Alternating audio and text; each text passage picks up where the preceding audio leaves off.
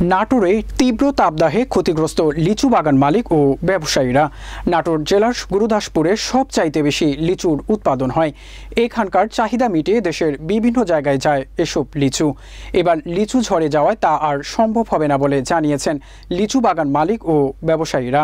বিস্তারিত দেখুন নাটোর নিজস্ব প্রতিনিধি সৈকত হোসেনের প্রতিবেদনে। নাটোরের গুরুদাসপুরকে লিচুর রাজ্য বলা হয়। এই উপজেলা যেমন মাছের জন্য বিখ্যাত, তেমনি লিচুর জন্য বিখ্যাত।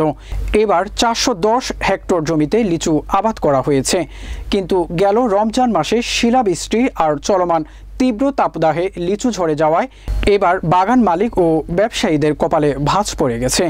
লিচুর বাগানীরা বলছেন, গত বছরে যে পরিমাণ লিচু উৎপাদন হয়েছে, এবছর করি যা এসেছিল তা তীব্র তাপদাহে নষ্ট হয়ে পড়ে যাচ্ছে। আমার নাম রুহুল আমিন।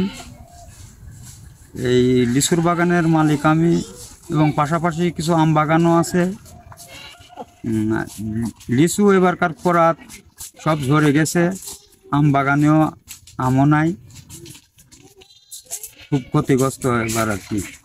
আমি প্রতি বছরের ন্যায় এবারও 10-12 বিঘা আম, 10-12 বিঘা লিচু বাগান গৃহস্থের কাছ থেকে লিজ নিয়েছিলাম, এবং লিজ নিয়ে ইনশাল্লাহ প্রত্যাশা মতন মূল্য আসছিল। অতিরিক্ত খরা এবং অনাবৃষ্টির কারণে আমার আমও ঝরে গেছে, লিচুও ঝরে গেছে, তুলনামূলক ওইভাবে নাই। তবে আমি বিশাল একটা লসের মুখে পড়েছি।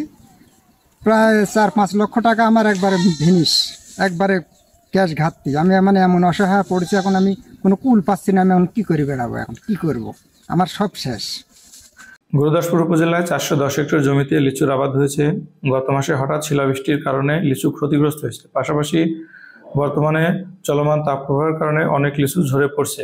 আমরা কৃষকদেরকে লিচু বাগানে পর্যাপ্ত পানি ধরে রাখার এবং যদি সুযোগ থাকে তাহলে স্প্রে মেশিনের মাধ্যমে লিচু গাছের উপরিভাগে সেচ প্রদান করার পরামর্শ প্রদান করছি।